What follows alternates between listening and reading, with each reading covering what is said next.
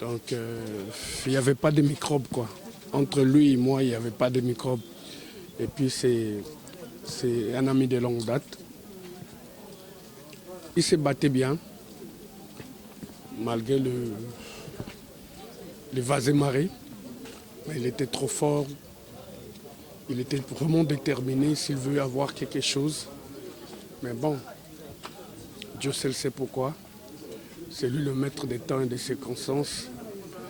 Je n'avais pas cru à mes oreilles quand on m'a dit que Charlie est parti, quoi. Et ça faisait 1 mois qu'il m'avait appelé pour me dire « Joro, prépare-toi, hein. On va traverser pour Brazzaville. Tu as été nominé Napoul Malebo. Il y a version 2 à Brazzaville. » J'ai dit « Ok, parfait. Je m'apprête après le confinement et puis on va bouger, quoi. » Alexis, chroniqueur, Moussala, porte-parole, on dit porte-parole chroniqueur, pas ça, bien. Plus de 6 chaînes, c'est Kin 24, CNL Kuna, Mercure, Congo Web, à ça, il dit si que belé. Avec non, avec la valeur intéressante qui est ma casse. Autrement, quoi. Tout ce qui et puis souvenir à ma casse, il était parmi les organisateurs de Poul Malebo. Tu es le père et le porte-parole. Ce n'est pas normal chaque fois dans la structure, il y a un mot cannabiso.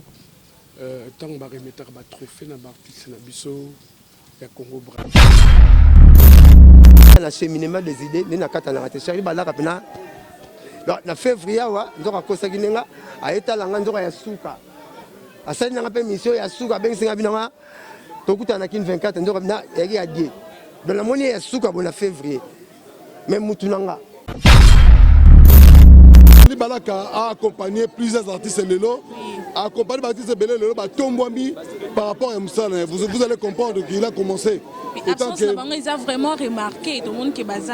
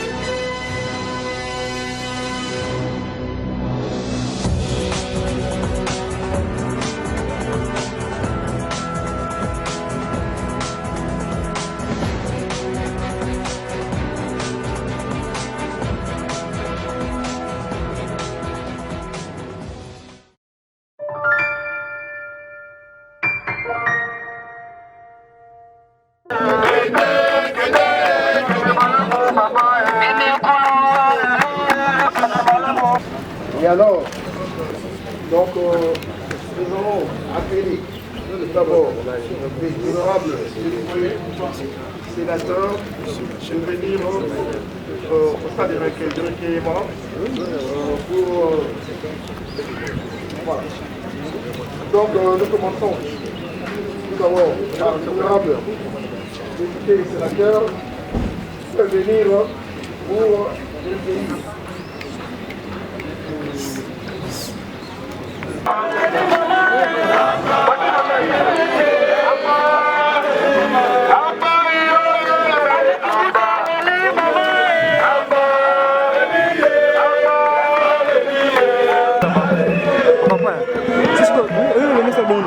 Juste bah yété vous savez les mains de profiter de ce qu'on a sorti encore on monte c'est un peu ça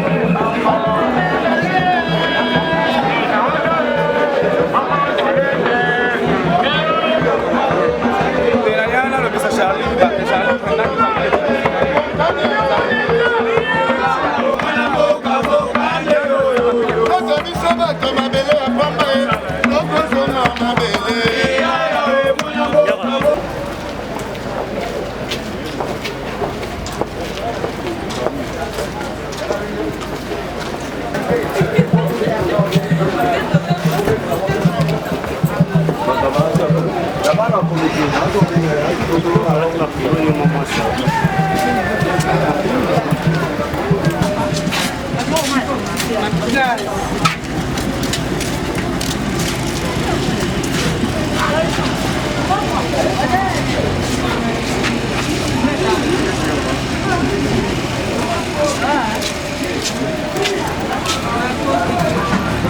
L'homme a droit à l'image, ne me filmez pas.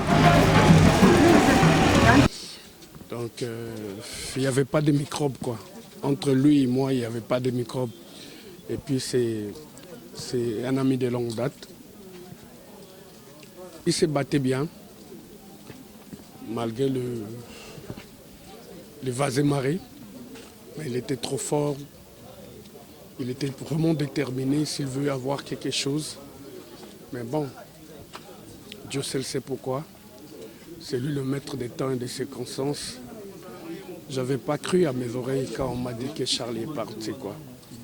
Et ça faisait 1 mois qu'il m'avait appelé pour me dire « Joro, prépare-toi, hein. On va traverser pour Brazzaville. Tu as été nominé Napoul Malebo. Il y a version 2 à Brazzaville. » J'ai dit « Ok, parfait. Je m'apprête après le confinement et puis on va bouger, quoi. »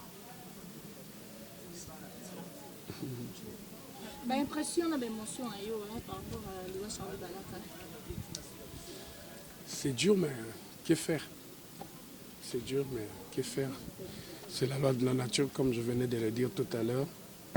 Nzambe Mokayebi, pourquoi juillet si tôt? C'est moi qui ai perdu, en fait. C'était vraiment un frère, on partageait les tout. Vie sentimentale, vie professionnelle, les quotidiens, on discutait de tout, de rien, on rigolait, on mangeait ensemble. Voilà, quoi. Voilà, Roger, souvenir, on est aux autres gardes devant la Charlie. Eza Ebele. Eza Ebele, bah souvenir Eza Ebele. Une fois que Padanga, quand j'habitais encore Lingwala, il voulait me voir, il avait un souci. Tant on a discuté, tout et tout, toujours solution à souci en haut. Après, bon, je tais les noms parce que ça risque d'être mal interprété. Et quand on digère mal la vérité. Il travaillait quelque part comme porte-parole. Ah, José stable ndeboy. Oh, nous sommes nous le balançons quand nous sommes là. C'est que patron a monté ma belle. Comment biso trouve dans la position boy à tenir ça la raté. Nga fona longo nga soit na comme nga journaliste. Na sala musala nga autrement quoi. Tout ce cas et puis souvenir ma casse natika na ngoyaye. Il était parmi les organisateurs de Poul Malebo. Tu es le père et le porte-parole. Ce n'est pas normal chaque fois dans la structure il y a un Canabiso. Tant que tu remettre un trophée dans l'artiste Nabiso, il y a Congo Brava, Congo Kinshasa, et qu'on ne parle pas de toi. Ce n'est pas normal. Tu as beaucoup fait.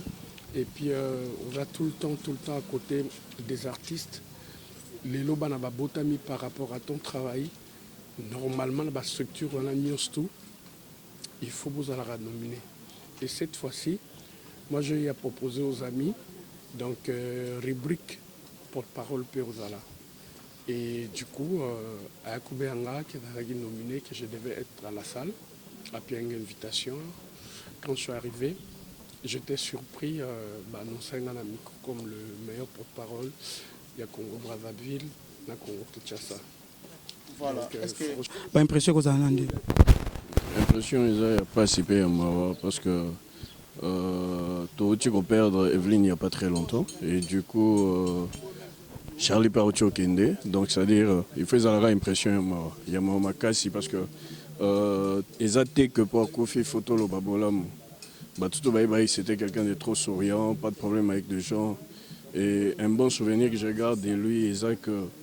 La dernière fois où Azo Préparé m'a ramené à Poul Malebo, il m'a contacté personnellement sur le plan administratif pour me mettre na lettre d'administration avant Bakatsa Braza.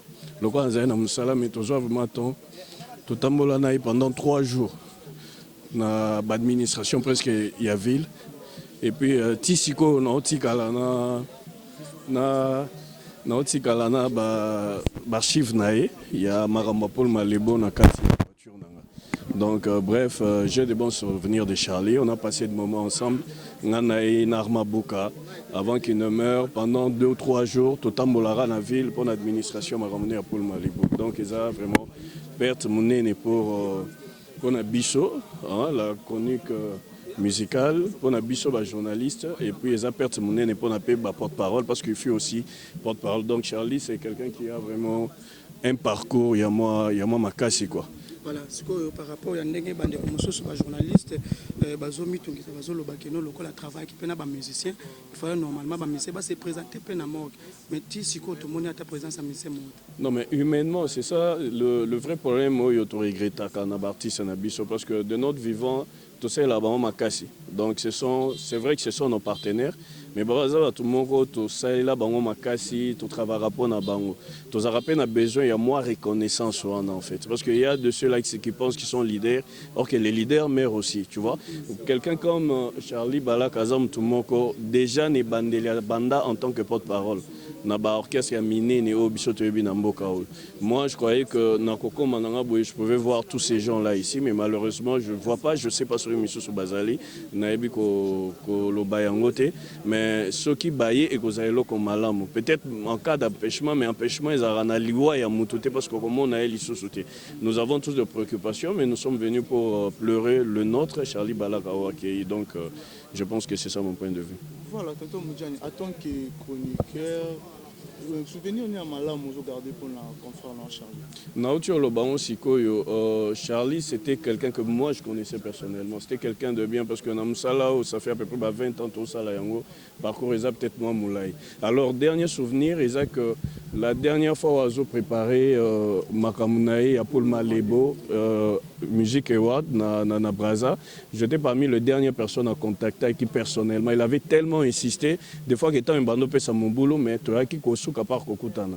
Donc c'est-à-dire, Tozo attend, l'Ingagina a aidé sur le plan administratif. Il y a relation Bozaki Nango na Charlie Balaka au bandé comme on a endengeni par rapport à bandé comme Soussou au Bazaba Yaya na Bisopé na Katia Moussala. Merci beaucoup. Charlie Balaka, c'est vraiment un frère, un grand frère par rapport à l'âge, un confrère par rapport à Boulot. On s'est fréquenté souvent, mais rarement. Je crois que la dernière fois, nous allons à Charlie Balaka, c'était avec l'obsèque qui a Dadi di Kambala à Namor. Après, on a tout bandé comme on a l'issouté. Mais sauf que je regarde ces émissions, lui aussi en revanche, à ce la rappel émission Nangaï. Vraiment, sur le point de vue témoignage, c'était un homme bien, souriant. Parce qu'Azaki est né au Yosetoza, à se faire à Minabiso. Mais sur âge, Azam Kolabiso 51 ans d'âge. Au moins, ça fait très mal qu'on perd des moutons aux Zala qui chaque fois qu'on s'est fréquenté et ça à moi passé. Président, tout le monde organisation qui est malade, on a à Pelko. Oui, organisation d'habitude déjà biso événementiel à Pelko Tozara déjà une organisation à biso bien. Et aussi j'ai aimé parce que n'a jusque là ICCC n'a pas membre Union des chroniqueurs culturels du Congo, ils ont chapeauté par Doudou Montiri et Gabana Bassé la moni, l'organisation c'est bien. Merci président. Pavillon 10-11 morgue na commis.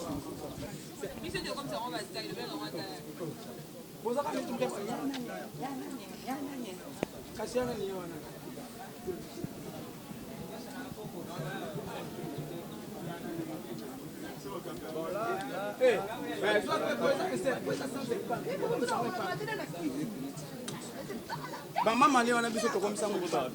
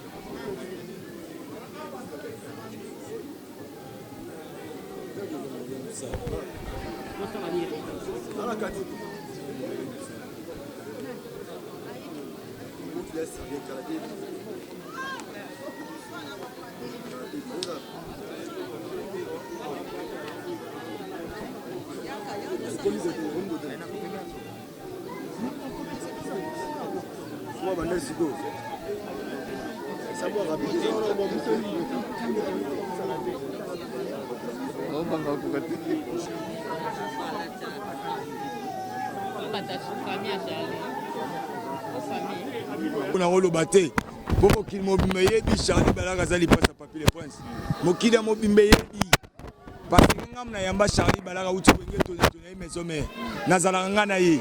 Je suis le seul moutou à faire déplacer Charlie Balaka na Congo à Kenya na pays étranger na Brazzaville senga na mongo na moko oh ngai na memiye ngai donc na Charlie tokomaki le roi ba mapasa mais avec grand frère na ngana âge tokoma ba mi mapasa to participer belé sona na no betelo ba masolo musuzo banaka oseka beteli songo premier voyage na biso to benga Gaël Ngeso mwana ya Sasu zompwa tokende Brazza assuré biso tokende tokendaka ya babillet yebika nde ezalaka te tokóma kuna tobenga moto abengisi biso telefone esalaka te ya tomona lokola problème sérieux na vie na Brazza ngai na Charlie Balaka mbongo eza te eloko te papa totelema boye eza na banque mo ezalaki na succès na potopo bana bengo Caraïbe volcan tokenda wana epoka touti olubimisa Alex général papa mabimisi kila mogoso tokomona ba courage na ngaka na ye pa DJ wana seteke ba porte parole en so baza Charlie Balaka papier le prince na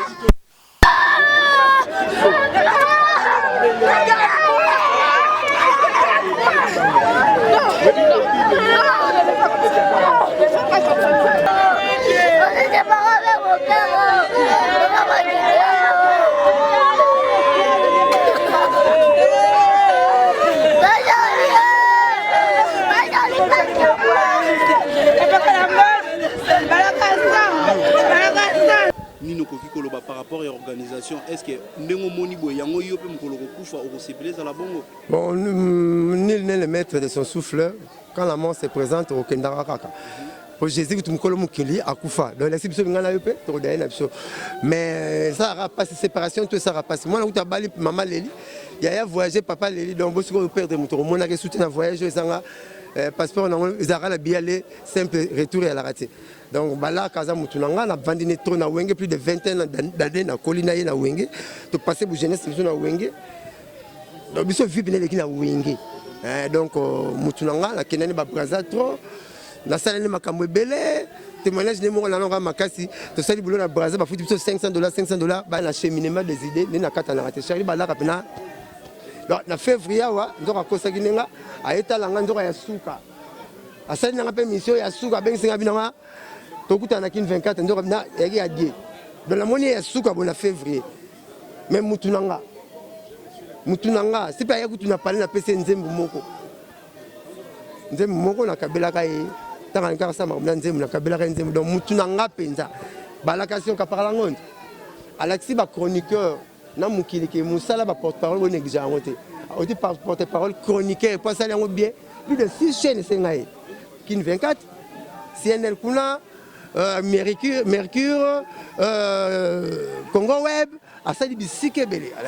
Avec non, avec la valeur intrinsèque qui est Makasi. Et puis il parle très bien français. À Zapé n'a pas connaissance belé. Et puis avec la dérive, balak avec trop Brazzaville qui cherche ça. Surtout que voyage na Brazzaville derrière la COP. À juste 10% d'ailleurs. Bon, c'était comme ça. Vraiment, c'était un ami de longue date. Donc, perdre être mon cher. Moi, je muto kufi na yebite na mawa mais a trop penato to na yebite mais on a yebi mingi na bangaka na mona bongonga surtout epena master na biso bonga nzambe akotikanga mpona nini nasali nini oyo asalaki te nzambe azwi atikinga oza comprendre. Proche de Charlie Balaka, c'était quoi, ça dit à quoi vraiment la mort, parce qu'il y a plusieurs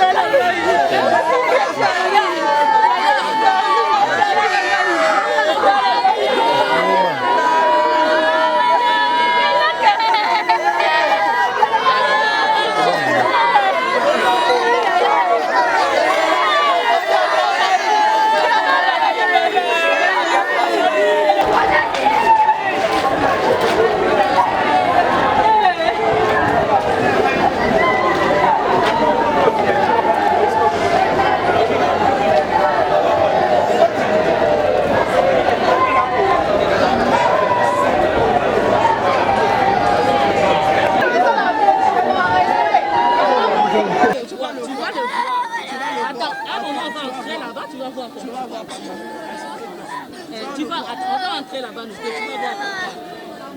vas voir papa. Tu vas voir papa. Tu vas le voir.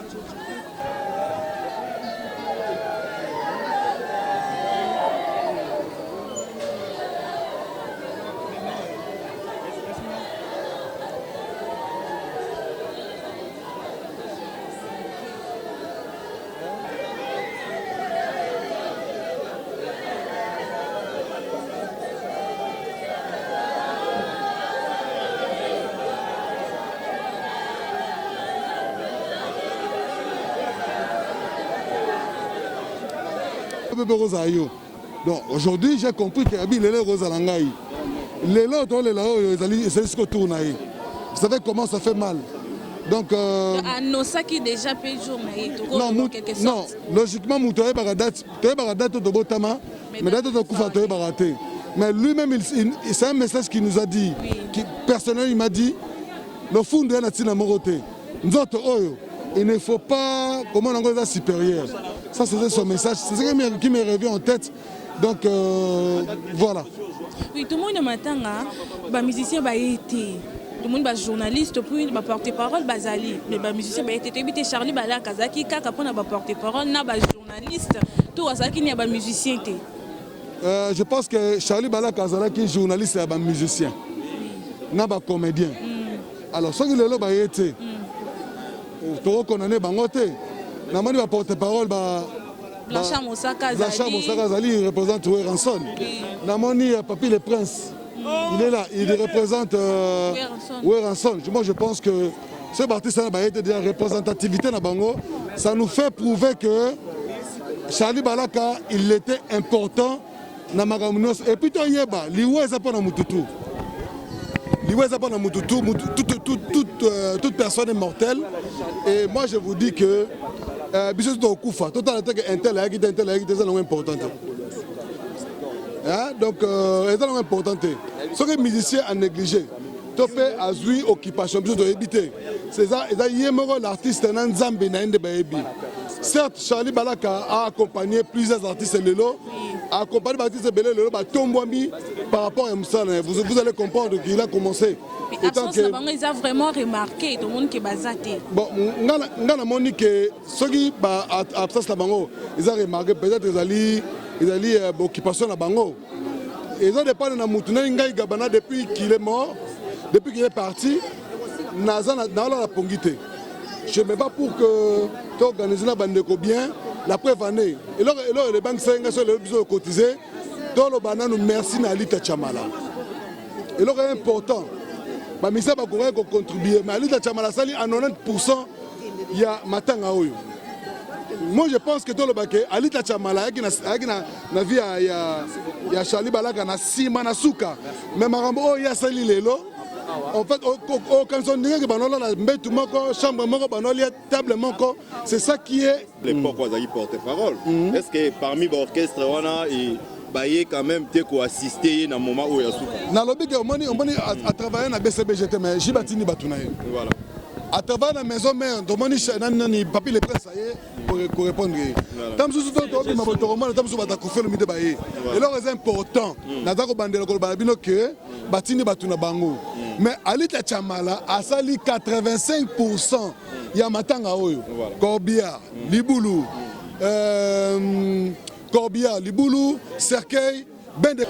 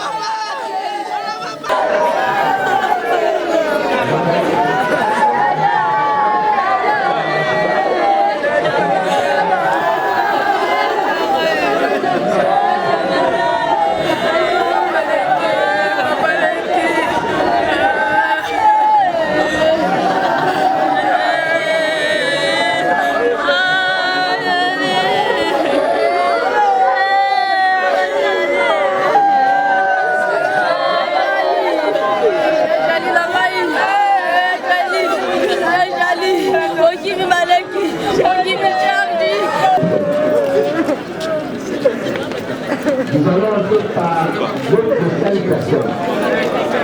Dans la foulée, nous avons également la salutation de la foule de l'invitation. Quelle personne, la famille sera la seule personne qui vous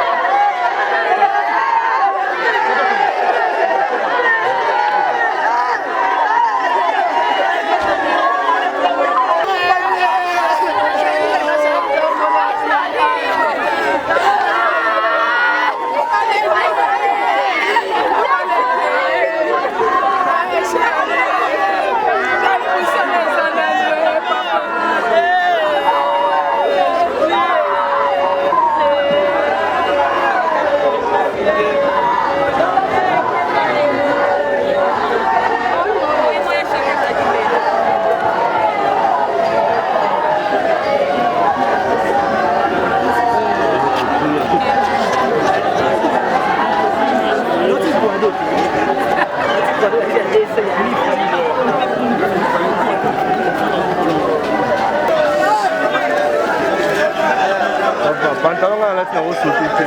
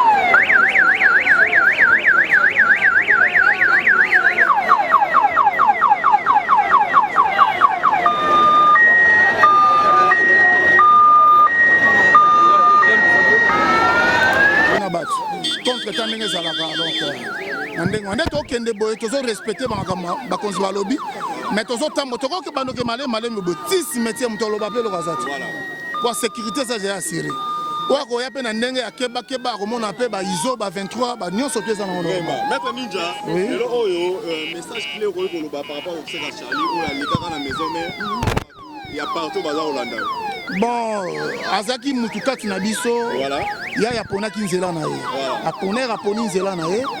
Donc le là comme qui journaliste donc est-ce que Moussa na voilà to kabwani na Moussala mais tous les ensemble ba idée tous solo là voilà merci beaucoup maître Ninja ouais merci pour nos journalistes peut-être les mauvaises relations jusqu'aujourd'hui avec Charlie mais peut-être un petit et simple conseil na yaya te na donner les leçons non plus mais quand faut yeba ke moyi akangela ke kandati asake yi o mone lisute organisation za na ndeni tozo kende wapi